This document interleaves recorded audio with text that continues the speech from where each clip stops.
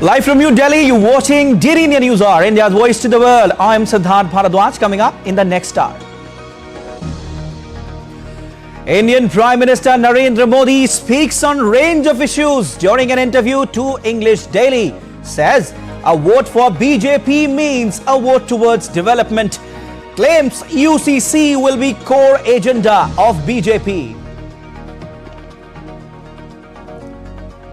Election fever grips India. Political parties woo the voters. Third phase polling on May 7th. Climate change remains a pressing issue around the globe. Different parts of the world sizzle under heat wave.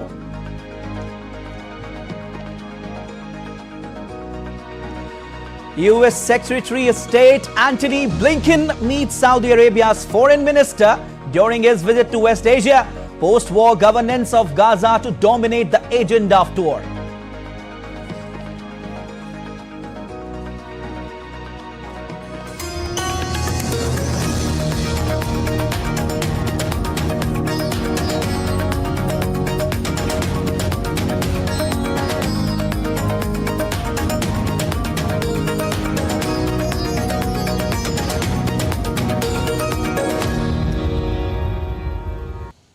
In an interview to an English daily, Indian Prime Minister Narendra Modi touched upon a range of topics, including the ruling alliance's target to cross 400 mark in 543-member lower house of the Indian Parliament in the general elections.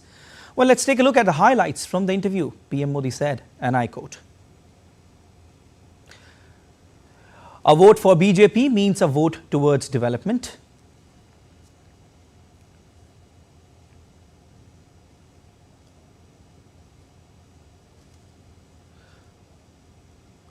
One of the main reasons we want to win 400 seats is to protect the rights of scheduled castes, scheduled tribes and other backward classes in our country."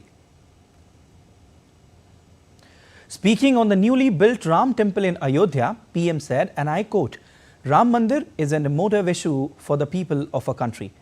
It is a civilizational struggle of 500 years which has been resolved and prayers of generations of Indians have been answered."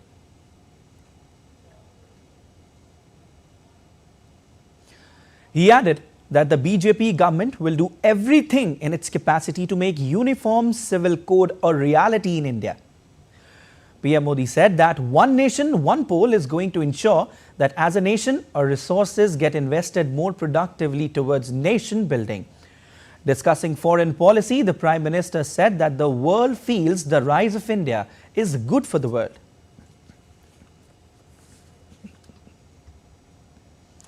Well, let's get you the latest on the world's largest democratic election in India.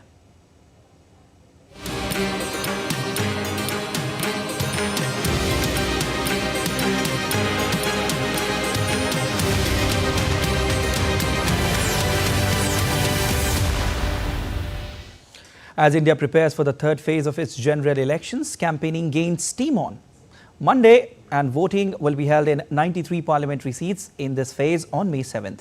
Prime Minister Narendra Modi held rally in southern state of Karnataka.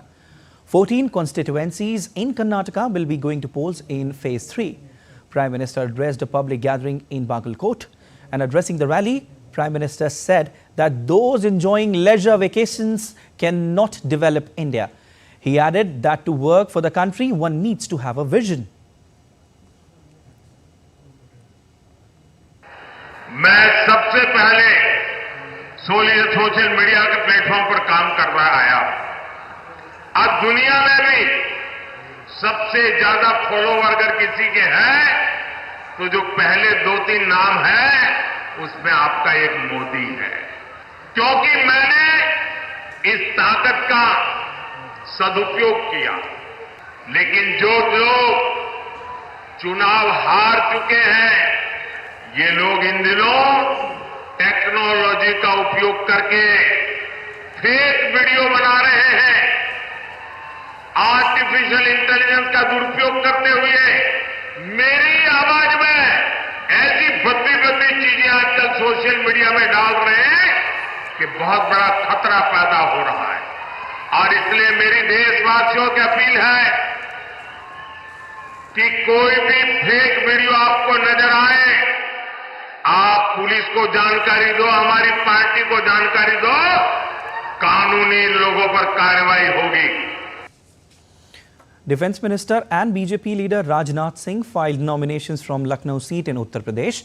Rajnath Singh was accompanied by Uttar Pradesh Chief Minister Yogi Adityanath, Uttarakhand CM Pushkar Singh Dhami and BJP Uttar Pradesh President Bhupendra Chaudhary. Before filing nomination, Rajnath Singh held a roadshow in Lucknow. Vying for a third term as a Lok Sabha MP from Lucknow, previously secured victories in the Lok Sabha elections from Ghaziabad in 2009 before contesting his first election from Lucknow in 2014. Lucknow is slated to participate in the polls alongside 13 other constituencies on May 20th, marking the fifth phase of the seven-phased 2024 Lok Sabha elections.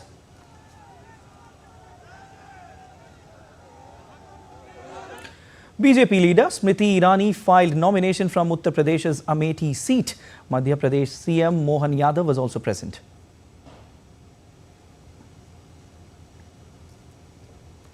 Union Minister and BJP candidate from Amethi, Smriti Irani, also held a roadshow earlier in the day. Amethi will vote in the fifth phase of the Lok Sabha elections on May 20th. BJP National President JP Nadda addressed a public meeting in Kokrajhar, Telangana. He said that BJP is the only political party which has the vision, mission and intention to make India reach new heights. He also said that if you continue to support BJP, then India surely become the third largest economy of the world.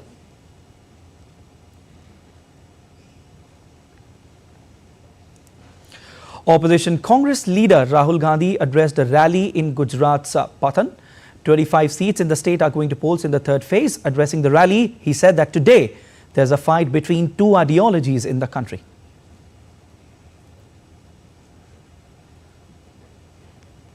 National Conference Chief Farooq Abdullah also holds a roadshow in Union Territory of Jammu and Kashmir, Srinagar. The voting for the Srinagar Lok Sabha constituency will be held in fourth phase, which is scheduled for May 13th.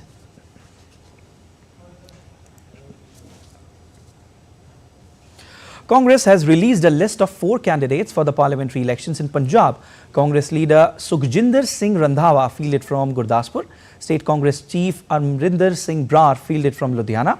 And Punjab will go for polls on June 1st.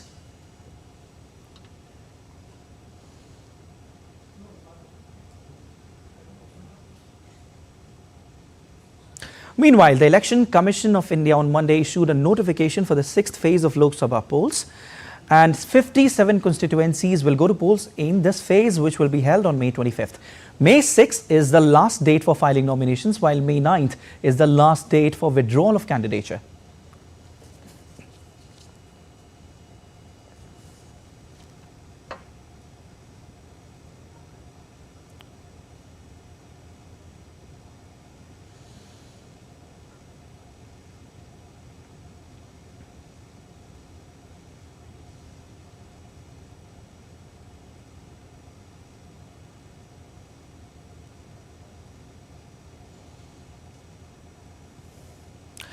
All right, and election fervor is certainly gripping up the country. I've been joined by my correspondents Amritpal Singh, who's joining me from Firozabad in Uttar Pradesh, and also Tapas Bhattacharya, who's joining me from Assam.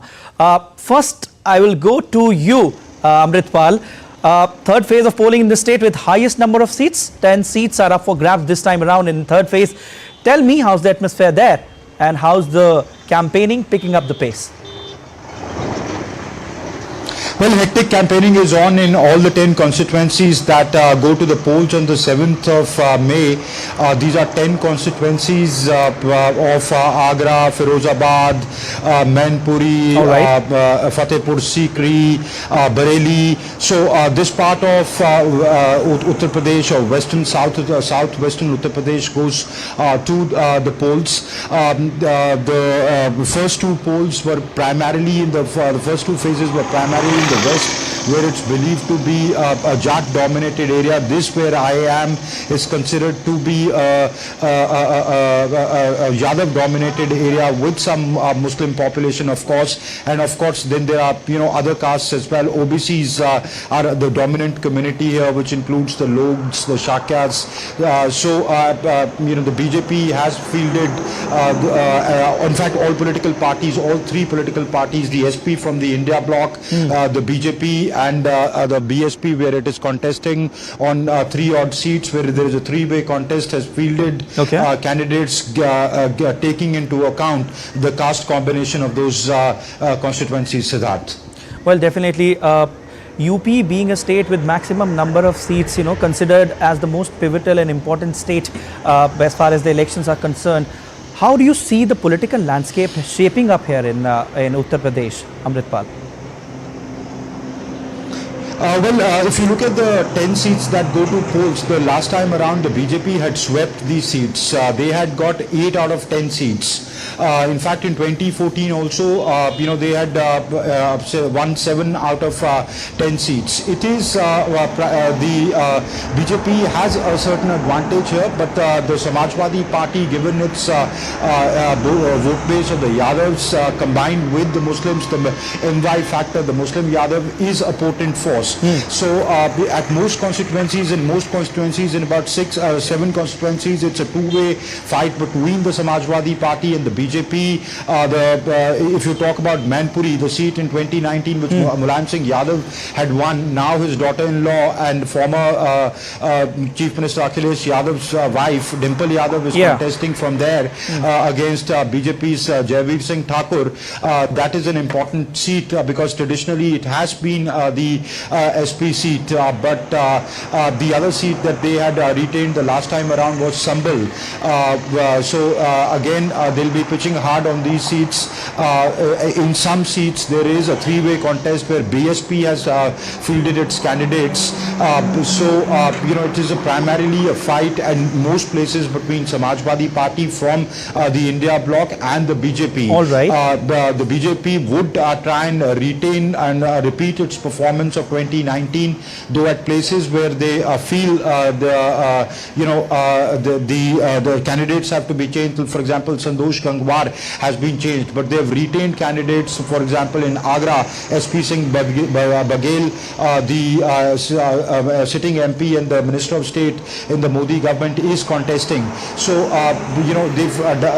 they pitched in candidates given the popularity of the candidate or dissatisfaction with the sitting candidate, and accordingly they've done a rejig. So that's what the political landscape of this region looks like, Siddharth. Definitely. Stay with us, Amritpal. We also have correspondent Tapas Bhattacharya joining us from Assam. Tapas, how many constituencies go to polls this time around in third phase, and what are you getting for us? Right, so Siddharth, we can tell you that on the third phase of the polls in Assam, 4 parliamentary constituency will be up for grabs. That they are Guwahati, they are Barpeta, Dhubri and Kokrajhar. And although 4 seats are quite crucial, given the fact that the Chief Minister of Assam has already mentioned the fact that they want to increase their tally from last time around. Last time they won 9 seats out of the 14, and they want to make it better. They want to touch the 10 to 12 figure this election. And putting it in perspective, if you want to win the election in India, the road goes through UP, where currently Amritpal is, and if you want to win the majority of seats in the eastern part of the country, the road goes from Assam. So Assam politics is quite important, and for BJP, they want to win as many as possible seats here. So Hemant Biswa Sarma is one of the star campaigners there, and when he spoke to him yesterday, he mentioned the fact that to woo the Muslim voters, because most of the places where the third phase of the poll is going to go, especially in Barpeta, Dhubri and and also in Kokrajhar, there is a sizable number of Muslim population. So he mentioned the fact that they might come out in the the government might come out with Muslim census to understand which particular community require more impetus from the government. So that might be one way to woo the voters. Also, as I mentioned, BJP is not that strong in some of the in these parts of Assam, where the third phase of polling currently going on. So it has combined with some regional parties like AGP as well as for UPPL to start and come out with an ally system where they want to win the seat, and even if it's not from BJP candidate, the ally who can win the seat, and that's where they are working on. It's going to be a tough fight in all the 4 seats where Congress and CPIM has a sizable number of followers. All right, so it's going to be a neck and neck competition in all the 4 parliamentary constituencies. Okay, you are in Kokrajhar right now, Tapas. Can you just tell us about how's the competition looking like there, and how's the political landscape shaping up there in Kokrajhar? Right, so I can tell you that Kokrajhar, it's humor. It used to be there used to be a concept of Bodo land that they used to demand, but in this particular election, especially when we went out to most of the places in Kokrajhar, we saw that they are not talking currently about the fact that separate Bodo land. They are now in fact talking about becoming developed. They're talking about providing employment opportunities, and that's something they have been talking about. Here the NDA ally is United People's Party's liberal nominee, Mr. Jayant Basumatri. He's also the MLA here, and BJP has put his the whole thought process in putting PPL's candidate here. And also we got the Bodoland parties, Kampa, Bogora. So these also there. Congress has also put across their own candidates. So it's a 3-way fight in Kokrajhar is what we can tell you. And it will be interesting to see how things shape up, especially after delimitation, because a lot of voters have increased, especially in this particular area where it used to be earlier dominated by Bodo people, but now a sizable non-Bodo community people will also be voting in this particular election. All right, we'll keep taking updates from you, Tapas, but as of now, thank you so much for your analysis.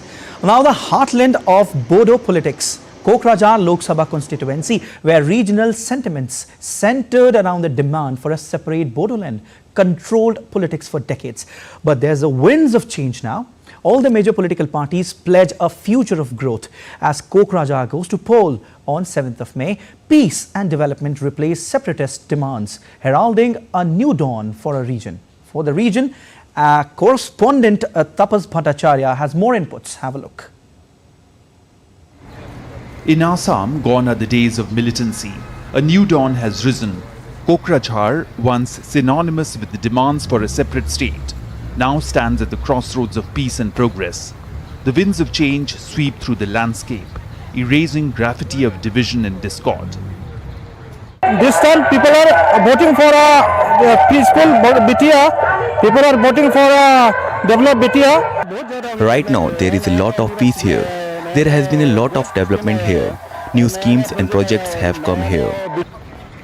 All parties, including the prominent United People's Party Liberal, with the support of their allies, the BJP and Bodoland People's Front, promise a future where Kokrajhar shines as a beacon of growth at par with any developed region. There has not been a single incident here in the last 3 years. The public here wants peace and security. That's why the leader who has brought peace and security here is the one that people here will vote for. Gone are the days of separatist fervour. Now the clarion call is for peace, progress and prosperity. Kokrajhar constituency mirrors the intricacies of Indian democracy, marked by its distinct population mix, past voting trends and evolving dynamics. As Kokrajhar prepares for the elections, the agenda is clear: to pave the way for a brighter tomorrow. As people cast their votes, they do so with the hope in their hearts, knowing that the future of Kokrajhar lies not in division but in unity and growth. For Kokrajhar, the journey towards a new horizon has only just begun. With camera person Naveen, this is Taposh Bhattacharya for DD India from Kokrajhar, Assam. And Jessica Taneja joining us from Goa. Jessica, a very good afternoon to you. 2 seats up for grabs in the upcoming polls. Tell us where you are right now exactly and how's the atmosphere as far as the elections are concerned. We're in North Goa today and we've just spoken to the India bloc elected candidate, Mr. Ramakant Kalap, who's told us about various issues that are affecting the people of North Goa at this point, specifically about the preservation of land resources for future generations. There's also issue of the Madai Water River sharing between the two states, and also Goans demanding that there has to be an environmental balance when it comes to overall infrastructure development. Concerns for people on the roads as well, and mostly the youth talking about joblessness. They would want to see more jobs in the state, and of course more institutions to sort of cater to that academic orientation that Goa really demands at this point. So these are the few concerns for North Goa at this point, and we'll bring you more updates as and when. All right. Now we have DD India's Shama Mishra joining us from Maharashtra. Well, we are trying to connect to a correspondent, Shama Mishra, who will be joining us really soon from Maharashtra. That was a correspondent, Jessica Taneja, joining us from Goa, and she was saying that environmental concerns and unemployment perhaps are some of the issues that people want respite from when they go to polls on May 7. Now, some more news related to parliamentary polls in India. 4 parliamentary seats in West Bengal, Uttar and Dakshin Malda, Jangipur and Murshidabad go to polls in the 3rd phase on 7th of May. The Farakka barrage built across the river Ganga in this region has not been effective in desilting, leading to the problem of river erosion. This is an emotive issue for over half a million affected voters.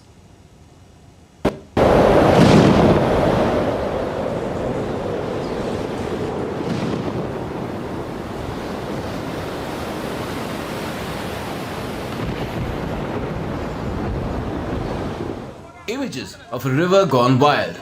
The Ganga in West Bengal's Dakshin Malda eating up land, homes and trees, anything that stands in its way. These are not floods or a cloudburst. It's all river erosion. Once the river's spate subsides, this is the aftermath. Broken homes and other structures like schools, shops and health centers, eroded banks. A large part of West Bengal's parliamentary seats of Uttar and Dakshin Malda, Jangipur and Murshidabad, where village after village can be seen settled along the Ganga river's banks, suffers from river erosion. हमारा घर 2 बार गिरा है, पिछली बार करा तो ढलाई करा, नीचे जगह किन का घर करा तो 1 बच्चर वास कर पाया। गंगा कटाव में जब जो चला जाता है वो दूसरे बार फिर के नहीं आता है, जो चला गया वो चला गया, वो दूसरे बार नहीं आएगा। ये सबसे बड़ा समस्या है और यहाँ पे सेंट्रल गवर्नमेंट और स्टेट गवर्नमेंट जो है हम चाहते हैं वो मिलजुल कर यहाँ पे कंक्रीट का एक बंधन दीजिए। The issue of river erosion falls in the domain of both the centre and the state. 6 महीने पहले केंद्र ने 51 करोड़ रुपया दिया, लेकिन स्टेट तो नहीं दिया अभी तक। राज्य को काम करने का कोई कोशिश नहीं है, कोई उसका उदासीनता जैसा दिखा रहा है। वो वोट के समय सिर्फ प्रचार के लिए चमक देना चाहता है, बड़ा बड़ा प्रतिश्रुति दे देता है, लेकिन वोट जब हो जाता है, वोट का जनगण का आशीर्वाद मिल जाने के बाद वो लोग फिर काम करना तो दूर की बात है, वो लोग से मिलना भी नहीं चाहता है। हमारे पश्चिम बांगलार मुख्यमंत्री माननीय ममता बंदोपाध्याय तार নিজস্ব তহবিল থেকে এলাকার মানুষের যাদের বাড়িঘর পড়ে গেছে তাদেরকে 1 কাঠা করে জমি দিয়েছেন, 70,000 টাকা করে বাড়ি তৈরির জন্য দেওয়ার ব্যবস্থা করেছেন এবং 100 কোটি টাকা গঙ্গা ভাঙনের জন্য দিয়েছেন, কাজ চলছে। আগামী দিনে কেন্দ্রীয় সরকার যদি এই নদীর উপর একটু নজর দেন তাহলে এটা কংক্রিটের বাঁধন হতে পারে। Imagine a mighty river which is otherwise a boon but becomes a pain if you're living too close to it for comfort. That is what the fate of over 50 villages is along an 8-kilometer stretch of the mighty Ganges. because they suffer from massive river erosion, especially at the time when the river swells up during the monsoons and resembles an ocean. Come election time, they're looking for a permanent solution to their existential problem. With camera person Uttam Singh, this is Gautam Roy in Dakshin, Malda for DD India. Well, in the ever-evolving landscape of Indian democracy, a new narrative is unfolding. One where senior citizens are not just participants, but trailblazers. DD India's Nupur Praveen reports on how the elderly in India are celebrating the festival of democracy like nobody else. Have a look. In the heart of a nation where every vote counts, a silent yet formidable force rises. Amidst the hustle and bustle of urban apathy, the wisdom of our elders stands strong. In the city that you live in, there would be a lot of trees. Most of them young and fresh, that bloom hope. But there would also be trees that are old and barren. They talk about resilience and wisdom. In the parliamentary elections of 2024, India's old and wise, the senior citizens, are set to rewrite the narrative of voter participation. With nearly 970 million registered to vote, this year's general elections in India is witnessing a historic surge. Among these, 10.8 million voters are 80 years and above, including over 200,000 centenarian voters. For the elderly, voting is not just a duty, but a fundamental political right and a matter of individual choice. Vote डाल के बहुत खुशी मिलती है, एक एक vote से ही एक एक बूंद से ही गड़ा बढ़ता है। मैं तो 18 साल की उम्र से वोट डाल रही हूँ, ये मेरा अधिकार है। मैं पिछले 50 साल से वोट करने जा रहा हूँ और अच्छी सरकार तो तभी बनेगी जब कोई अच्छी सरकार आएगी और देश का हमारा तरक्की करेगा। हमें 5 साल में तो ये आता है मौका कि हमें अपना देश का कुछ अच्छा प्रधानमंत्री या मंत्री अच्छे ढूंढने चाहिए। Most important thing and every Indian must vote. It's high time we share the enthusiasm of the senior citizens around us and take part in the biggest festival of democracy. In a landscape where change is inevitable, the roots of our democracy run deep. And it is anchored by the resolve and wisdom of these elderly citizens of India and the aspirations of the youth. The multi-phased elections to elect the 18th Lok Sabha is underway, and it is your time to go out and vote. With camera person Naveen, this is Nupur Praveen for DD India. All right, let's take a look at other stories making news. India's Finance Minister Nirmala Sitharaman participated in Vikasit Bharat Ambassador at Gandhi Institute of Technology and Management in Visakhapatnam on Monday. Sitharaman said 131 billion transactions by volume from India in 2023-24, leading to 200 lakh crores of rupees by value transacted through a UPI. She added that even village women are using UPI today. Government of India is monitoring the seasonal influenza through real-time surveillance across the country. The Ministry of Health held a review meeting with states and UTs to assess the current situation after reports of detection of avian influenza virus in cattle and milk in various states of USA. So far, no abnormal rise in cases has been detected. India's Ministry of Mines has organized a 2-day summit to promote collaboration, knowledge sharing and innovation in the field of critical mineral beneficiation and processing as well. At the India Habitat Centre, New Delhi on Monday, the summit was inaugurated by V.L. Kanta Rao, Secretary, Ministry of Mines, who also delivered the keynote address. A forest fire has been sweeping across Uttarakhand's Nainital since the past week. The National Disaster Response Force and the Forest Department team are actively involved in dousing the fire. Meanwhile, Union Minister of State for Defence and Tourism Ajay Bhatt is also conducting on-site inspection of the affected areas. A case has been registered against 11 people so far.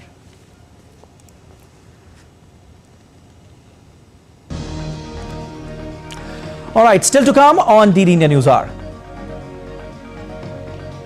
Biden reiterated position on Rafah in Netanyahu call. India emerges as a prospective supporter for Nigeria as the African nation looks forward to Indian investments in the pharmaceutical sector.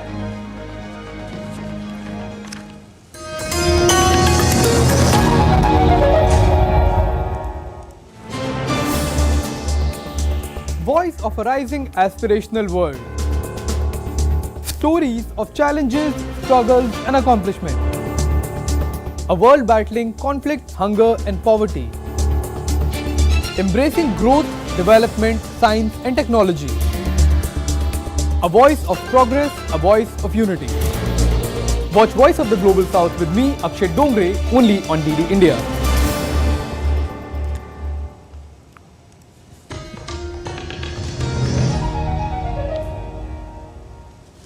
You're watching DD India News Hour. I'm Siddharth Bharadwaj. A quick recap of the headlines.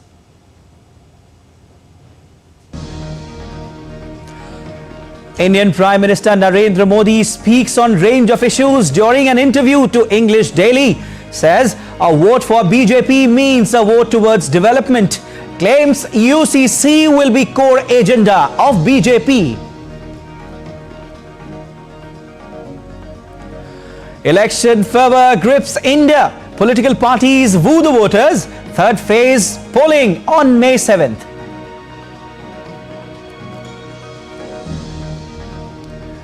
Climate change remains a pressing issue around the globe.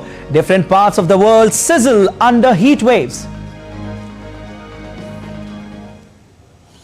India's External Affairs Minister Dr. S. Jaishankar attended a public event at Delhi University's Kirori Mal College on Monday to talk about his book Why Bharat Matters. He spoke about his vision for India and the need to maximize the nation's external connections. Every part of India actually has some variant of it. That if you look at, say, peninsular India, they would also be looking at Southeast Asia, they would be looking at Indian Ocean states. Even, a state like Odisha. Odisha has a Bali Yatra. They have a historical connect actually with parts of Indonesia. You go to Kerala, everybody will talk to you about the Gulf. Go to Gujarat, they will talk to you about East Africa. So the fact is, every part of India, in some way or the other, actually has some external connection. There is some special affinity there. And if we are smart, we need to maximize it. The India Meteorological Department has reiterated its warnings about the heat wave, which will be holding several states in its grips. The IMD has issued a red alert for Odisha and West Bengal, an orange alert for Bihar and Jharkhand, and a yellow alert for eastern Uttar Pradesh and northern parts of Kerala.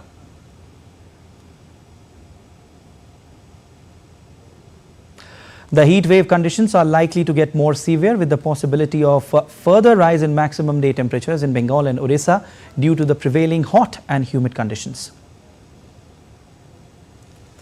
The residents of Delhi NCR got a little respite from the scorching heat after Friday's spell of rainfall brought down the maximum temperature. But IMD has further predicted that the maximum temperature will cross the 40°C mark again by Monday. Additionally, intermittent rain accompanied by thunderstorms and hail lashed several parts of Himachal Pradesh, while the tribal areas received fresh snowfall on Saturday, causing a sharp dip in the mercury.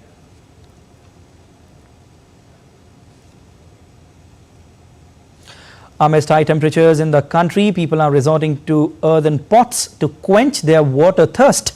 During this period, markets for traditional clay pots, jugs and other utensils have also been established in rural and urban areas.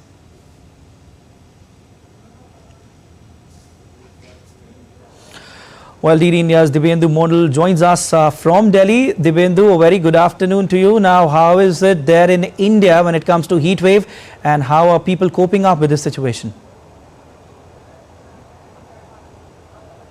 Well, Siddharth, from the national capital, the heat has still not reached its maximum and peaked in the national capital this time around. But of course, the IMD predicts that the temperatures are going to rise in the coming days.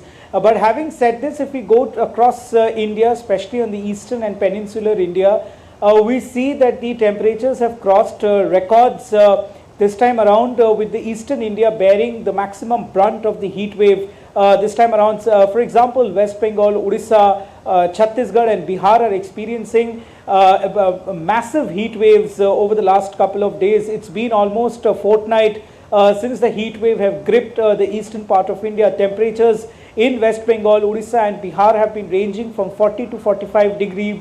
And the IMD predicts that the heat wave will continue over the next couple of days. And remember, Siddharth, it is just April, and the real summers, which is especially in May and June in this part of India, is yet to begin. So of course you can imagine the kind of heat Indians and the people of India will experience this time around, keeping in mind the rising temperatures not just in India but across the globe. And climate change has been a pressing issue which is being debated across the globe. So of course, the heat wave conditions in India is rising. Now if we talk about the peninsular India, remember the peninsular India is also experiencing quite heat-like conditions over the last couple of days, coupled with humidity. Remember, peninsular India being close to the seas and oceans of India is experiencing a high humidity level, which is further increasing the discomfort and temperatures in this region and for the people.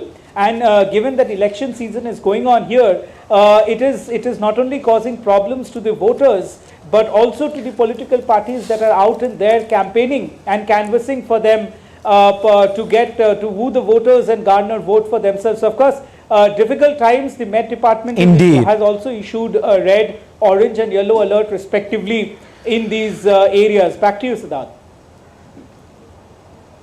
All right, thank you so much, Dipendu, for your analysis.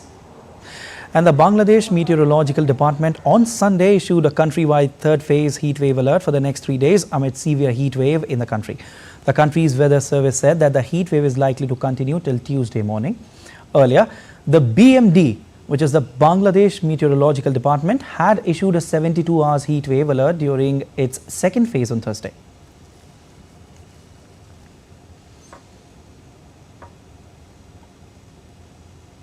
Well, we have DD India correspondent Naval Singh Parmar joining us from Dhaka. Naval Singh, how's the heat wave situation in Dhaka right now, and what all has been predicted by the Bangladesh Meteorological Department?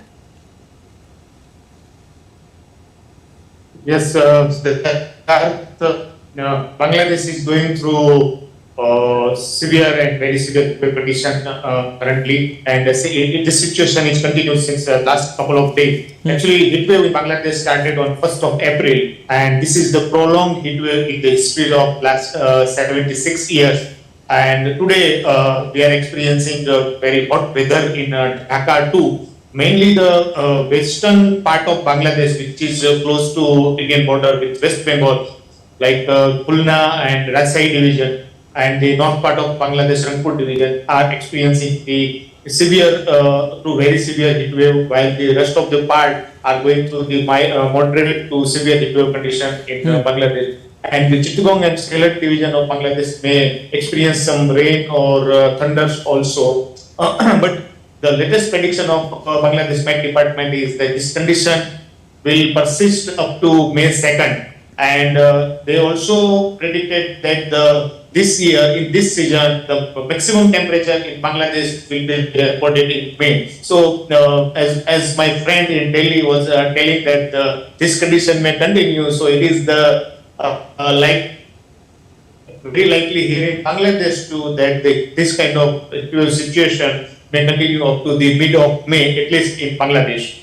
Okay. And the government here declared holidays for the schools and colleges for the last week. But on this Sunday, as Sunday is first day of week, this Sunday school and educational institute are reopened. But the parents and the experts are concerned about the health and the condition of their children. As heat wave is going on, there is no change in weather condition here in Bangladesh, and the government and the authority in power took decision to reopen the school. However, there were a vacation for the Eid and Pehla Baishakh, and then after the 1 week of school of the education of the students suffer. Definitely, the heat wave is intensifying, certainly in Bangladesh as well. Can you just tell us in detail what are the authorities doing to manage the situation?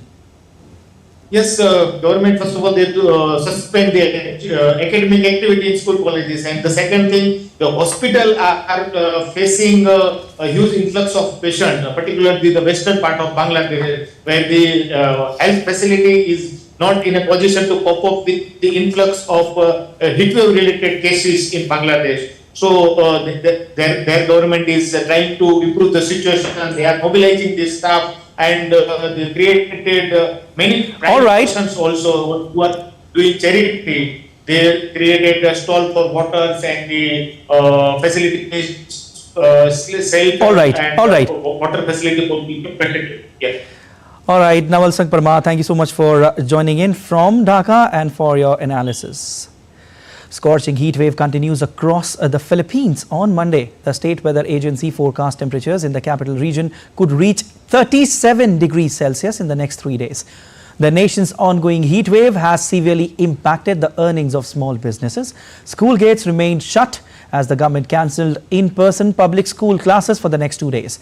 The state weather agency said the heat index is expected to remain at a record 45 degrees Celsius, which is dangerous and can trigger heat stroke from prolonged exposure.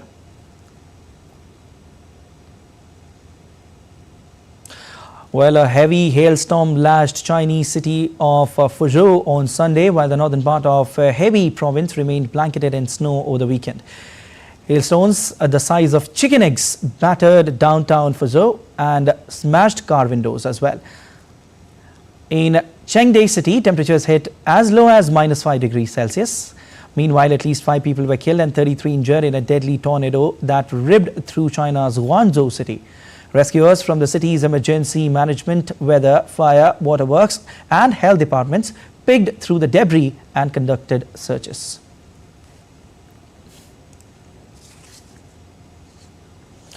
Heavy rains and hailstorm wreaked havoc in Pakistan. Heavy rains and thunderstorms caused flash floods and urban flooding in many districts of Balochistan, killing at least 22 people. The flooding also caused a big tanker that was carrying a liquefied petroleum gas (LPG) from Iran to fall into a seasonal stream as floodwaters submerged parts of the Quetta-Taftan highway in Noshki district. The Met Department said that overnight heavy rain had caused massive destruction not only in low-lying localities but also in main parts of Quetta. The Met Department has forecast more rains with thunderstorms and lightning in different areas of Balochistan, including Quetta. Now, the 2-day G7 ministers meeting on climate, energy and environment will begin today in Turin. Italy, which heads the G7 rotating presidency this year, currently plans to turn off its coal power plants by 2025. The country is pushing for an agreement among the group of 7 wealthy nations to set a target date for the phase-out of coal and power generation, diplomatic. An agreement on this would be one step in direction indicated by the COP28 United Nations Climate Summit in Dubai last year. Well, as many as 42 people have died in floods in Kenya's Mai Mahiu region, with authorities cautioning that the casualty count may climb further due to a burst dam. Massive floods have caused delay in the start of new school term in Kenya by a week. Local residents have been moved to a nearby medical facility in Mai Mahiu by Red Cross. The recent deaths add to the toll of heavy rains and flooding, reaching about 100 since last month. Government data initially showed 76 deaths and over 1 lakh people displaced.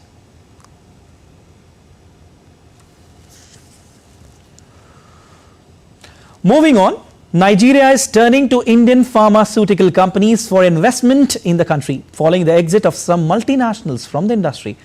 Medical personnel said their exit has led to a surge in the price of medicines and the saturation of fake drugs in the market.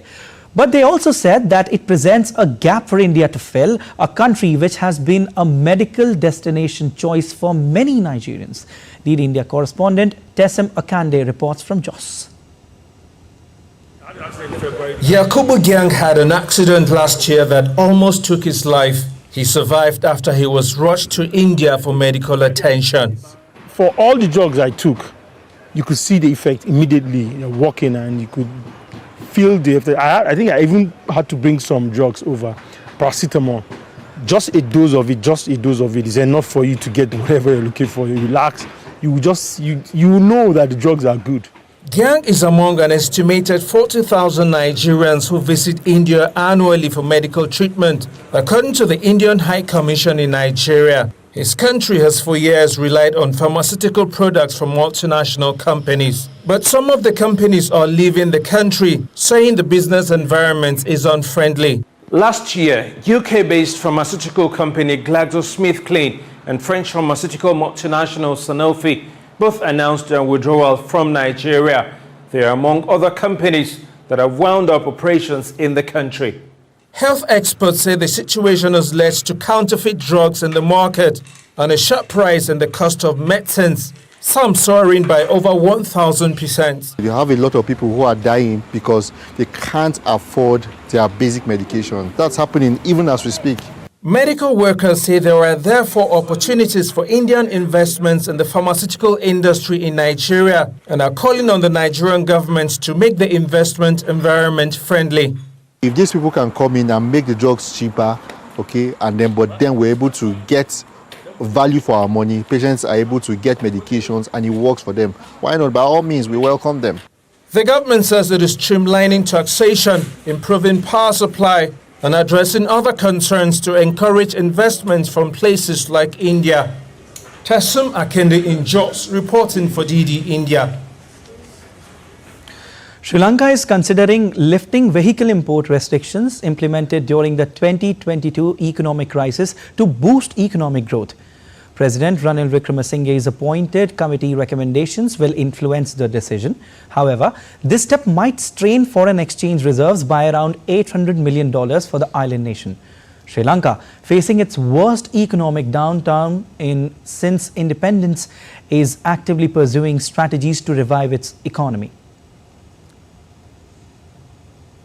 Now, U.S. Secretary of State Antony Blinken met Saudi Foreign Minister Prince Faisal bin Farhan Al Saud in Riyadh. Post-war governance of Gaza is on the agenda of Blinken's visit.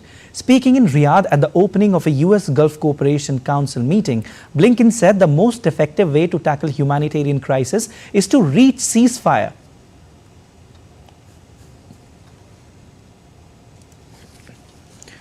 A delegation from Hamas is also heading to Cairo to provide a response on Israeli proposal on hostage release.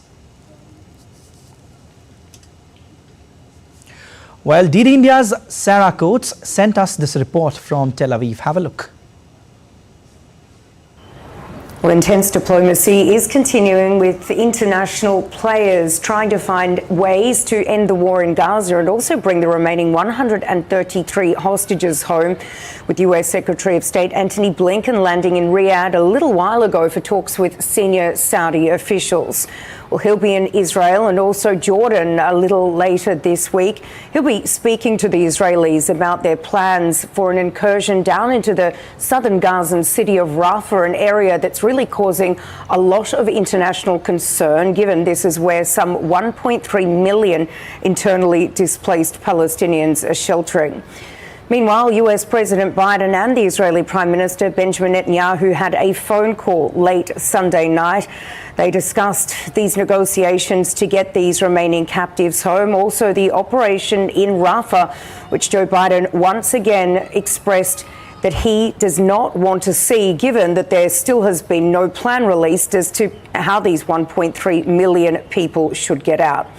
Now, this comes also as a delegation from Hamas and also potentially Israel are expected in Cairo for talks with senior Egyptian officials today on the latest draft resolution, or draft proposal, I should say, to get these captives out and see an end to the war. Now, there are reports that Hamas is looking over the proposal, AFP reporting that it still has nothing really bad to say about this proposal, that it is looking at this in good terms, but really all eyes will be on Cairo over the next few days as these parties meet there indirectly to hash out this potential last proposal that's on the table ahead of what is expected to be an Israeli operation down in Rafah. Sarah Coates, Tel Aviv, reporting for DD India. All right, let's take a look at other stories making news around the world. The UN police advisors of the UN mission in South Sudan paid visit to a local school. The advisors interacted with children and spoke to them about their rights and duties. They also sensitized them about how to prevent and report issues of sexual and various forms of gender-based violence.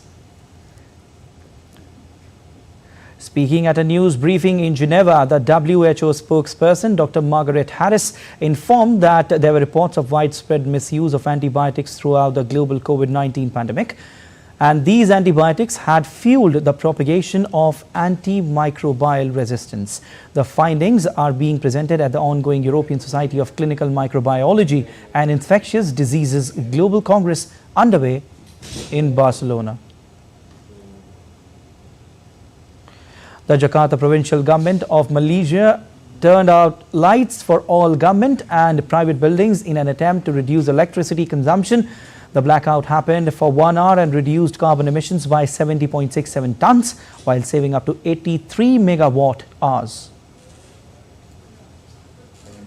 The ongoing Nepal Investment Summit witnessed more than 1,400 participants from around the world. These include representatives of government agencies, the private sector and Nepal's development partners. Prime Minister Pushpakamal Dahal Prachanda attended a meeting with business leaders from 22 countries to assure them of Nepal's readiness to support investors interested in undertaking projects in Nepal.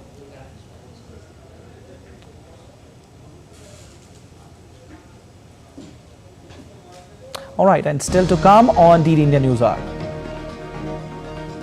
Carlos Alcaraz cruises to 4th round of Madrid Open as he seeks Masters 1000 crown for the 3rd time in a row.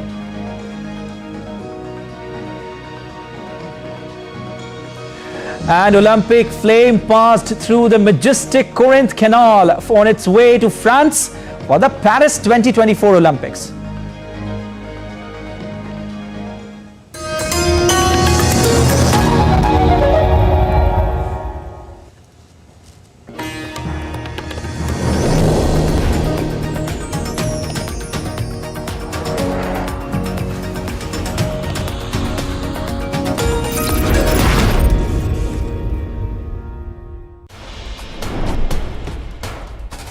Wherever news breaks, whatever it takes. Connecting corners, cutting across continents. Stories that matter from across the globe. Accurate, authentic journalism that serves you right. From politics to glamour, from sports to world affairs, with a fusion of aesthetics and substance. Introducing news in a new avatar. Experience the world through a new lens. Stay tuned to DD India for an exciting journey beyond borders.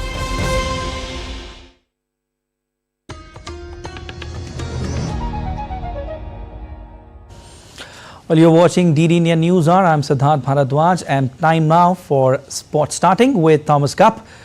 Defending champion India sailed to the knockout stage of the Thomas Cup with a 5-0 rout of England in a Group C contest. India, which defeated Thailand 4-1 in its opening tie, notched up second consecutive win to qualify for the quarterfinals. HS Pranoy returned to winning ways, defeating Harry Hwang 21-15, 21-15 to give India a 1-0 lead. The formidable duo of Satvik Sairaj, Ranki Reddy and Chirag Shetty faced a tough challenge from Ben Lane and Sean Vendy in the initial doubles encounter. After an intense battle, the 2022 World Champions bronze medalists clinched a hard-fought victory with a score of 21-17, 19-21, 21-15 after a gripping contest lasting 1 hour and 5 minutes. Former world number 1 Kidambi Srikanth recorded a 21-16, 21-11 victory over Nadeem Dalvi to give India an unassailable 3-0 lead. Now, in a battle of power hitters, Kolkata Knight Riders will square off against Delhi Capitals in eastern city of Kolkata on Monday. Delhi Capitals are on the rise with 4 victories in their last 5 games and are starting to look like a formidable team. They will aim to capitalize on Kolkata Knight Riders' bowling weaknesses and climbed into the top 4 of the league standings. Sheikh Frasa McGurk, who was brought in as a replacement for Lungi and Giri, has proven to be a game changer for Capitals with his explosive batting at the top of the order. On the other hand, Kolkata Knight Riders have struggled with their bowling. Apart from spinner Sulin Narayan, none of the KKR bowlers have been able to make a significant contribution, but their batters are in top form. These two sides have logged horns 34 times. Kolkata Knight Riders have won 17 matches, while Delhi Capitals have been victorious 16 times. And second seed Arena Sabalenka advanced after a tougher than expected 3-set fight from 19-year-old Robin Montgomery at the Madrid Open. Sabalenka needed 2 hours and 29 minutes to defeat American Montgomery 6-1, 6-7, 6-4 and advance to a round of 16 matchup with number 13 seed Danielle Collins. Collins extended her career best run of consecutive victories to 15 with a 3-6, 6-4, 6-1 win over Romania's Jacqueline Christian. Number 4 seed Elena Rybakina of Kazakhstan sailed to a 6-4, 6-1 victory over Maya Sharif of Egypt. Rybakina next faces Czech Sara Bek, who sailed to a 6-3, 6-1 win over Ashlyn Kruger. Russian Mira Andreeva reached the round of 16 for the second straight year by dispatching number 7 seed Marketa Vondrousova of the Czech Republic 7-5, 6-1. And Paris Saint-Germain were crowned League One champions for a record extending 12th time as their third straight title was wrapped up following another dominant domestic campaign when second-placed AS Monaco lost 3-2 at Olympique Lyonnais. The champions have suffered just one league defeat this season against Nice in September, and while they made a slow start to their campaign once they took a top order, they never looked back. Well, the Olympic flame passed through the majestic Corinth Canal on board 3-masted ship on its way to France for the Paris 2024 Olympics. Paris Games organizers had received the flame April 26 in a ceremony at Athens Panathinaike Stadium, which is the site of the first modern Olympics in 1896.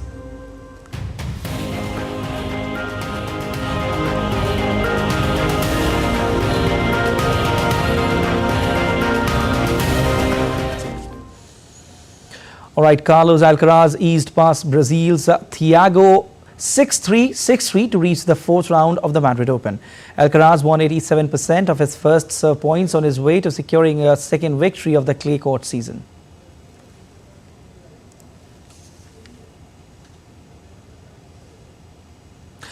And before we end the show, let's enjoy these lovely visuals of golden snub-nosed monkeys venturing out with their babies, creating a warm view.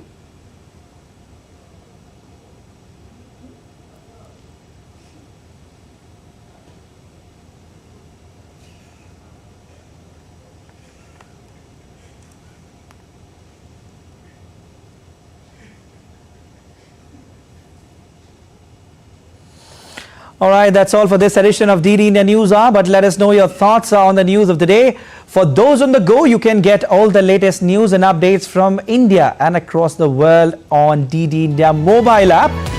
The app is available on both Android and iOS platforms. Scan the QR code on the screen to download now.